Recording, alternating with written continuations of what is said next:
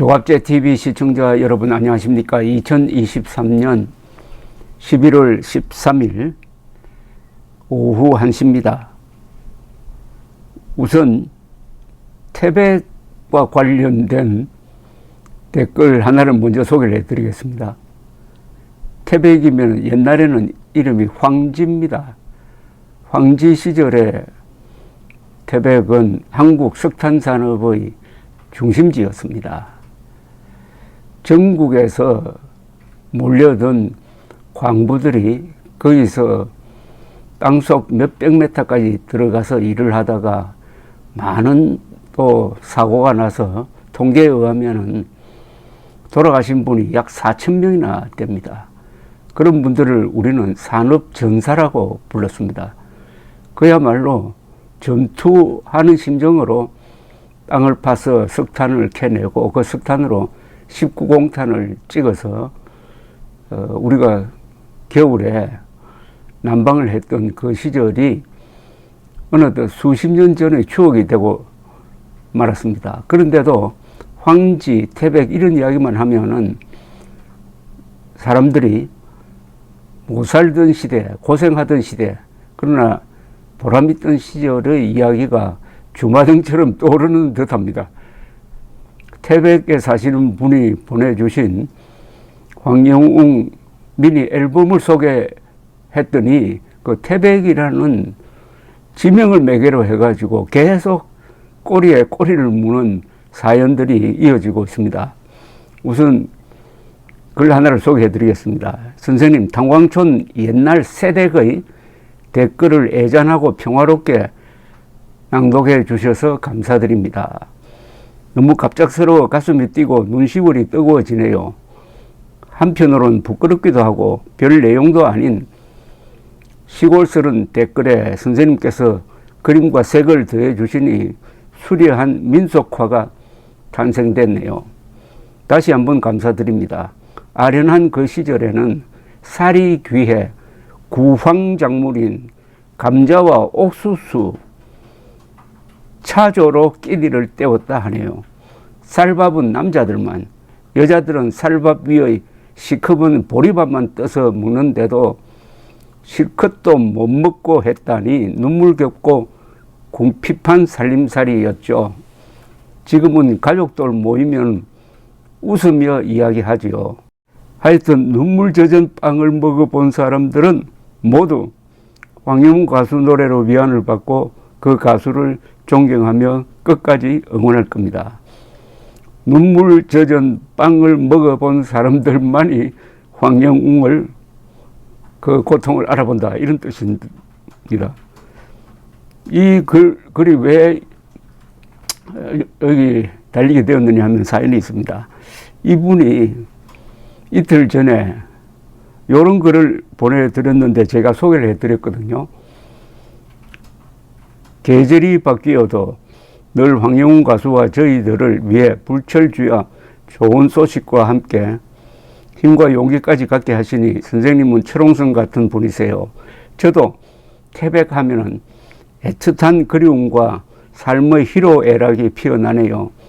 남편이 태백 철암동 사람인데 서울 직장에서 만나 사내 결혼한 케이스예요.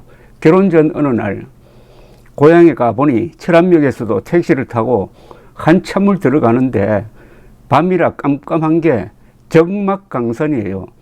아침에 일어나 보니 서울 촌놈이 탄광촌 산매경에 빠져서 현실에 살짝 마음이 흔들렸지만 이미 콩깍지가 씌워진 걸요. 온통 세상이 까만 게 별천지예요.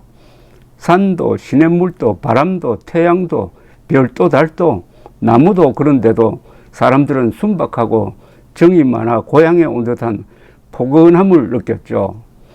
서민의 애환이 서린 곳, 삶의 전쟁터, 이젠 탄광들도 폐광되어 흔적만이 남은 곳, 팔도 사람들이 생사고락을 함께 했던 곳, 지금은 모두 떠났지만 이곳은 영원히 잊지 못할 겁니다. 제2의 고향이거든요. 이걸 소개했더니 그걸 읽으시고 앞에 댓글을 다시 보내드렸습니다. 또 태백 이야기가 나옵니다. 용예라는 분이네요.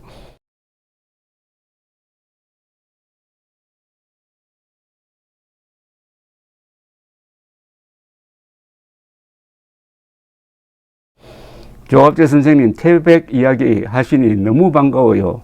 저도 태백 국민학교 졸업을 했답니다. 제 친정 아버지도 장성광업소 광부로 근무하셨고 진폐증으로 돌아가셨지요.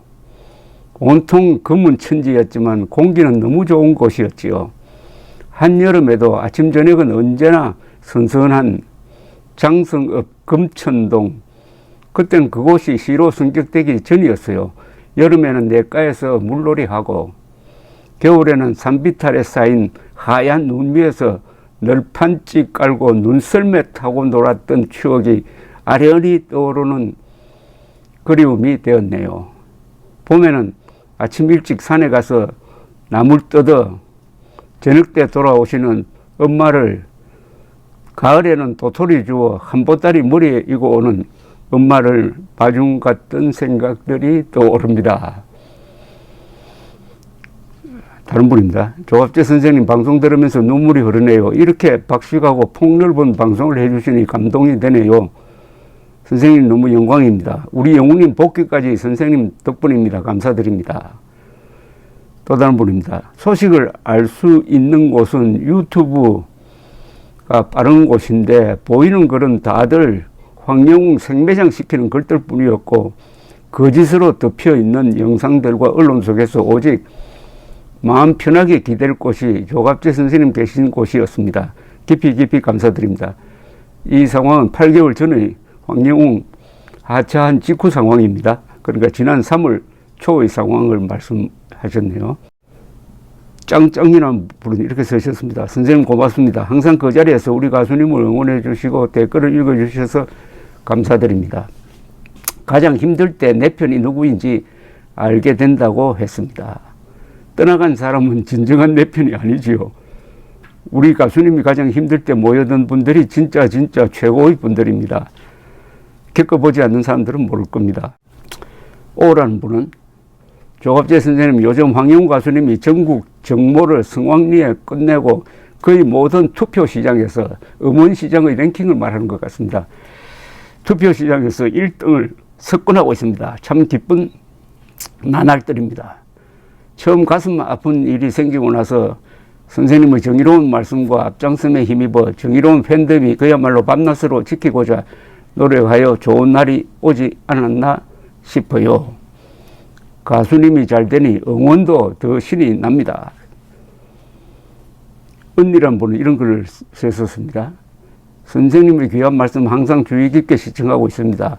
어쩜 이리도 가슴 절절히 팬분들의 시 한 편을 보는 것 같은 아름다운 말씀은 너무 감동적입니다. 숲속에 있었다는 시를 읽어주셨는데 가슴에 멍울이 졌답니다. 그 내용은 어떤 분이 구미 금오산의 숲에 있는 어떤 시인의 말이라고 하면서 소개한 것을 제가 인용을 해 드렸습니다. 희망이 있어서 견딘 것이 아니라 견디어 내었더니 희망을 보았다라는 글이었습니다. 그 쓰신 분이 재학씨라는 분이었습니다. 그 뒤에 또 이런 글이 달렸네요. 재학님 말씀이 맞습니다. 처음에는 희망이 전혀 없이 억울하여 안티들에게 항의하고 선생님께 댓글을 드렸습니다. 대한민국 언론이 하나가 되어 공격하니 살 소망이 끊어진 것과 같다는 그런 심정이었습니다. 그래서 조절이 안 되는 눈물이 막 흐르고 너무 힘들었습니다. 싸우며 견디다가 보니 서서히 안개가 그치는 것을 보게 되고 복귀하니 얼마나 기쁜지요. 이 다음 글은 상당히 깁니다. 주간 잡지 기사 정도로 깁니다. 그동안에 있었던 사연을 쭉 이렇게 나열을 했습니다. 선생님 이 필명을 안 남기셔서 그냥 읽겠습니다. 선생님 안녕하십니까. 존경하는 마음 한도 끝도 없으며 황영웅 가수 사태가 벌어지고 난 지 불과 며칠 만에 정확하신 사고와 판단으로 항상 옳고 그름에 있어서 늘 정답을 쥐고 계셨던 조갑재 기자님, 이번 황영훈 가수를 가운데 놓고 죽이느냐 살리느냐의 싸움에서 역시 선생님 저력은 성광처럼 빛을 발해 주셨습니다. 민들레 홀씨가 되어 천지간에 날아가서 황영훈 살리기 운동에 운명을 걸고 싸운 보람이 마침내 황영훈 가수님 신곡 앨범 발표, 정모 회원들 콘서트 미팅 완전히 성공적 복귀라고 감히 말씀드리면서 그간에 이런 날이 오기까지 선생님께서 물론이시고 작곡가 정풍송님께서도 몇 차례 출연하셔서 황영훈 가수에 대한 극찬을 하신 걸 아직도 기억에 생생하면서 두 분 선생님께 무한한 감사의 큰절을 올리고 싶은 마음입니다. 두 분 노장께서 하신 그날의 말씀은 오늘 같은 승리를 꼭 할 수 있다라는 믿음을 단단히 심어주셨던 덕택에 질리도록 더웠던 지난 여름날도 아랑곳하지 않고 오직 돌아오소서라는 기도, 지난 8개월이란 시간이 엊그제 같건만 아직도 완전히 황영훈 가수 시절이 돌아오려면 시간이 필요할지도 모른다는 생각이 듭니다. 그렇다 한들 무엇이 걱정이겠습니까? 이젠 신곡도 있겠다. 남은 노래 히트 시켜주시는 가수님이 아니시지요. 치열하게 싸울 때는 빨리 종료되길 간절히 바랬는데 막상 종결되고 나니 마음 한켠이 텅 빈 허전남도 감돕니다.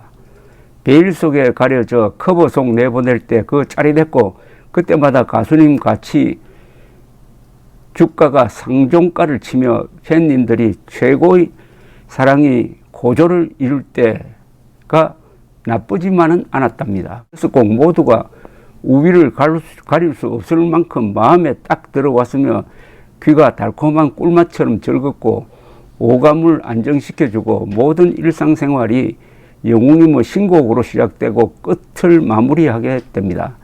인간의 목소리는 그 어느 악기 소리보다 이렇게 아름답고 거간 줄 미처 몰랐습니다. 힘겹게 사시는 분들께 좋은 말씀과 커다란 울타리가 되어 주시길 간곡히 부탁드립니다.